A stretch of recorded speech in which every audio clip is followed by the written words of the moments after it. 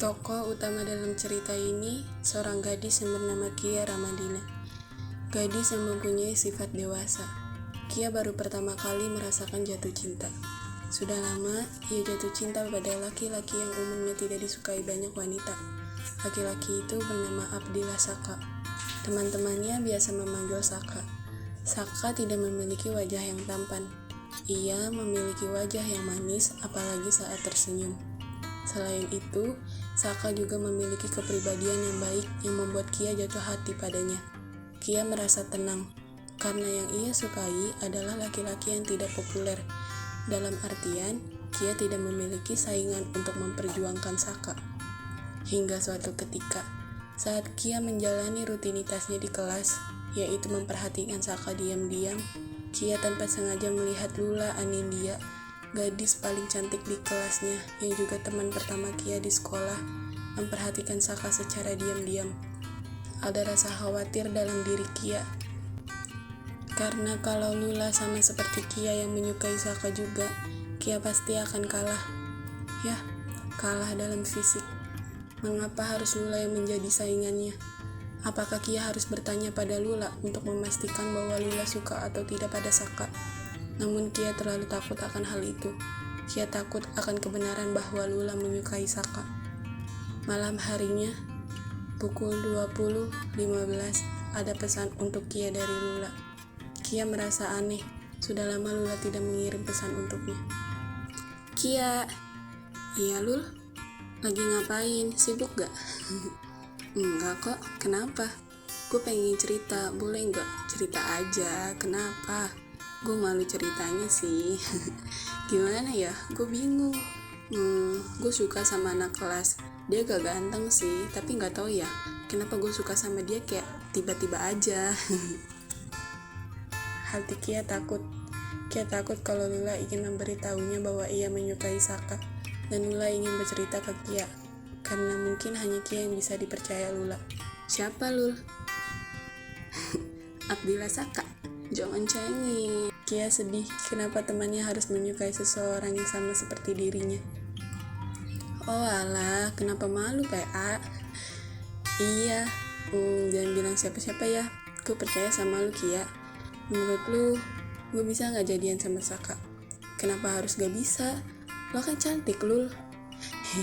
Makasih, lo juga cantik. Sebentar, gue dipanggil sama ibu gue dulu ya. Oke.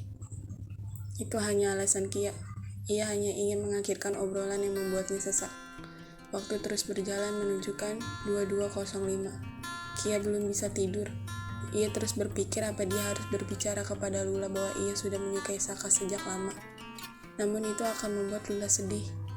Tidak, ia harus berbicara. Ia juga harus bisa mementingkan diri sendiri. Toh, mereka berdua juga belum tahu bahwa Saka menyukai siapa. Walaupun berujung mereka harus bersaing, itu tidak masalah bagi Kia, asal Kia sudah jujur dan lega. Kia mengecek handphone. Ada banyak pesan dari Lula. Kia menghiraukannya. Ia ingin cepat-cepat tidur karena sudah malam dan ia harus bangun esok pagi-pagi. Pagi di sekolah. Kia masuk kelas dan disambut dengan teriakan Lula memanggilnya. Kia hanya tersenyum menunjukkan giginya. Kia sudah menyusun kata untuk ia jujur tentang perasaannya pada Saka. Kia, lu udah baca pesan gue yang semalam gak? Lu ketiduran ya? Tanya Lula. Iya. Maaf ya Lul, gue juga kesiangan jadi gak ngecek HP dulu tadi. Kia berbohong. Iya gak apa-apa, gue ceritain aja ya. Saka ngechat gue semalam, oh my god. Terus lu tau gak, chatanya panjang banget nih. Kata Lula sambil menunjukkan handphonenya. Dengan bahagia. Lu baca deh, gue senyum-senyum sendiri. Kalau kata gue ya, dia peka gue suka sama dia. Terus kayaknya dia juga suka balik sama gue. Lanjut Lula. Kia tersenyum, namun hatinya tidak. Iya, nanti gue baca ya. Sekarang gue mau ngerjain PRBN dulu. Gue belum. Kata Kia sambil menaruh handphone di tangan Lula. Oke, nanti baca ya. Ya. Iya. Hus. Kia mengurungkan niat awalnya untuk terus terang. Kia sudah mengetahui bahwa Saka menyukai Lula, bukan dirinya. Kia sakit dalam diam. Ia harus terus tersenyum ketika Lula berbicara padanya. Pagi ini, Kia sudah hancur moodnya. Seharusnya ia mengerti bahwa dirinya tidak cantik, dan ia tidak boleh berharap tinggi pada Saka untuk menyukainya kembali. Dan ia juga seharusnya mengerti bahwa Lula jauh lebih pantas untuk disukai Saka. Lula juga sempat bercerita bahwa ia diajak pulang bersama oleh Saka. Itu membuat Kia harus segera mengikhlaskan mereka. Kia harus sadar dan menerima sebelum semuanya semakin sakit. Ia sudah mempunyai firasat bahwa Lula akan diajak berpacaran oleh Saka secepatnya. Sepulang sekolah, Lula bercerita panjang di chat pada Kia. Ia menceritakan apa yang terjadi saat mereka berdua bersama. Dan Lula juga menceritakan, Kia, ya, gue ditembak sama Saka. Serius? Asik. Udah pacaran, Dun? Iya. Ternyata dia suka sama gue dari lama. Terus akhirnya gue suka sama dia. Terus kata dia senang. Wah, beruntungnya. Ya, Saka beruntung menyukai seseorang dari lama dan akhirnya terbalaskan.